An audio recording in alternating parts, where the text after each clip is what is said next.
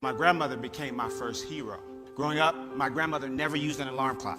But every morning, my grandmother would wake up at 4:15. And at 4:16, her feet would hit the floor, usually right in front of my face. And that's what would wake me up. But I would lay there and I would pretend like I was still asleep because me and 4:15 really didn't get along.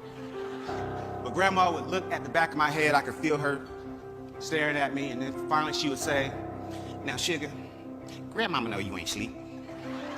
You just supposed to go on and get on up and get ready for school."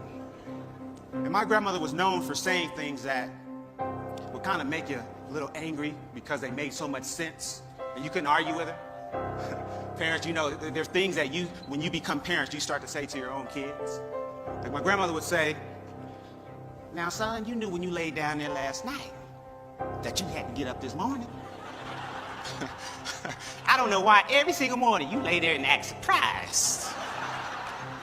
You ought to be thankful that the Lord saw fit to wake you up in your right mind."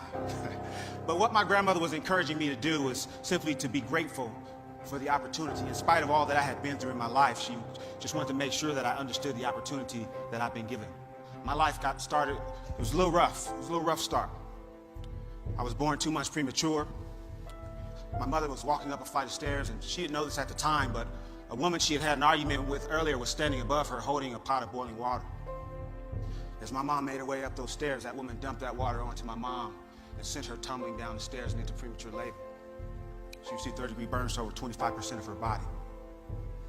And when we were finally allowed to leave the hospital, as you can imagine, my mom was in a great deal of pain. Those burns just barely missed her face and covered most of the front of her body. So when we got home, she began taking a heavy sedative, pain medication to help her recover. When she took that medication, it was very difficult for her to watch me, so I would bounce around a lot. I'd stay with my mom for a little bit, and then I'd go stay with grandma, and I'd stay with some neighbors, aunties, and then back to my mother's house. I did that for the first 3 years of my life. When I was 3 years old, I was back at my mom's house, and I got into her purse, I found that medication, I swallowed everything in the bottle. When they found me, they rushed me to the hospital, and my heart would stop, and eventually I went into a coma. But because of that accident, because of that incident, the state of California, they did an investigation. And the conclusion that they came to was that it wasn't an accident. They removed me from my mother's home. I was made a ward of the state, and eventually I went into the foster care system. Shortly after I arrived to one of my foster homes, my foster mom, her name was Miss Alexander. Miss Alexander began locking me inside the closet with no light. She'd open the closet door, she'd kick me, hit me with a stick or a strap or whatever she had. It was while I was in that foster home that I was sexually abused for the first time in my life. And oftentimes people will ask, you know, if that has to be the worst thing that could happen to someone. I have scars on my body that you can't see. I have a burn here in my hand that she put there with an iron. But all of that pain went away. The worst thing that Mrs. Alexander would do is she would open the closet door, she would stand over me, and she would say, "You're stupid and you ain't gonna never amount to nothing." And that hurt me more than any of the physical kicks or the physical pain because I believed it for a long time. I believed that I would never amount to anything, just like she said. I didn't know this at the time, I found out a little bit later, but my grandmother, my hero, she had started going back and forth to court, trying to prove that she could take care of an active, handsome little boy. And eventually the state of California, they granted her full custody of me. And I'll never forget standing on Miss Alexander's front porch waiting. She had my little belongings, everything that I had. I remember standing there, it may have only been a half an hour, but it felt like an eternity, and I can remember thinking maybe no one's coming. But after a while, at the end of the block, I see the ugliest car I've ever seen in my life. And the car pulls up right in front of the porch, and I remember all I could see are these two big glasses, bifocals. And I found out later that grandma had glaucoma, she wasn't even supposed to be driving. But she gets out of that big car and she's got on this white floppy hat with it was a flower right there in the middle. And I remember she had on this long white dress that came all the way down to her ankles. And I found out later that, that was grandma's Sunday best. It was an outfit that she only reserved for special occasions. And I can remember for once in my life feeling like I was some special occasion. I remember jumping into Grandma's arms and squeezing her, and I remember her whispering and saying to me, everything's okay. You're family. And everything was okay, just like Grandmother said. And I had a lot to look forward to. I found out that my mom was going to court trying to prove that she could take care of me. And I can remember sitting there with my mother, and we talk, and we had a lot of different conversations. One thing I can remember saying, Mama, you know, one day when I get big, I'm gonna buy you a nice house with a fireplace. I said, Mama, one day I'm gonna buy you a nice car. Not like Grandmama, so get you a nice one. But the truth is, I just really wanted to become a family again, and that's what I looked forward to. When I was 12 years old, I was asleep on my grandmother's floor. It was about 4 o'clock in the morning. We get a knock on the door. And it was my mom's roommate.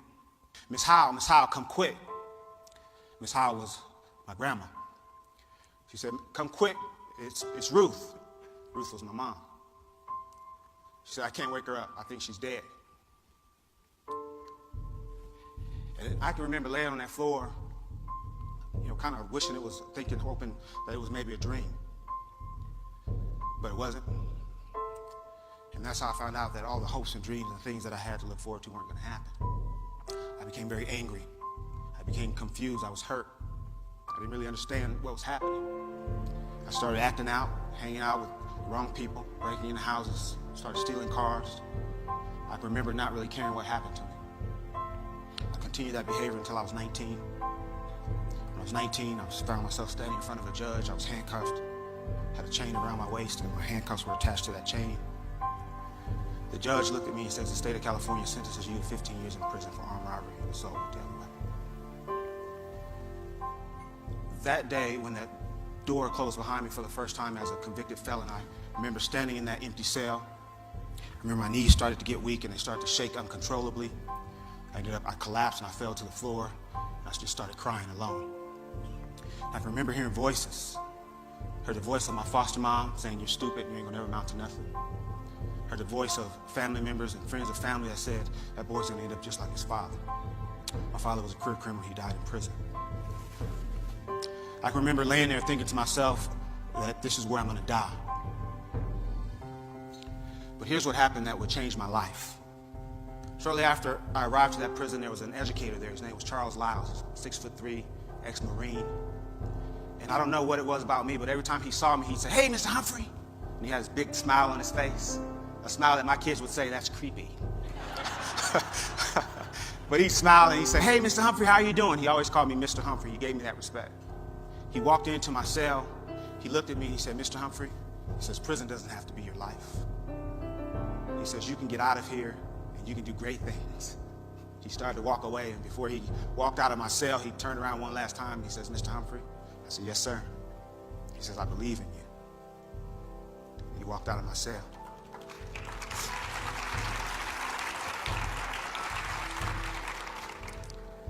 And if he had continued to stand there, he would have seen the tears running down my face because no one had ever said that to me. But I remember thinking to myself, I'm going to make some changes, and I'm going to change my life. And a little over 4 years after the day I originally collapsed and fell to the floor, I walked out of that prison on parole. That was over 18 years ago. I've never been back other than to mentor and help other people. But here's what I know. I know that when you've had a rough life, when you feel unwanted, I know that when you have hopes and dreams and when you have things that you can look forward to and when you have people in place that support you and push you, I know that that gives you a reason to live. It is a great day to be alive. And that's something that I haven't always said, but now it's something that I say to myself every single day at some point. If I'm having a great day or a bad day, that's something that I say. But what I also understand is that what my grandmother was thanking her higher power for each and every day was for the opportunity that she'd been given. And she never missed an opportunity to tell anyone that would listen, especially me, it's a great day to be alive.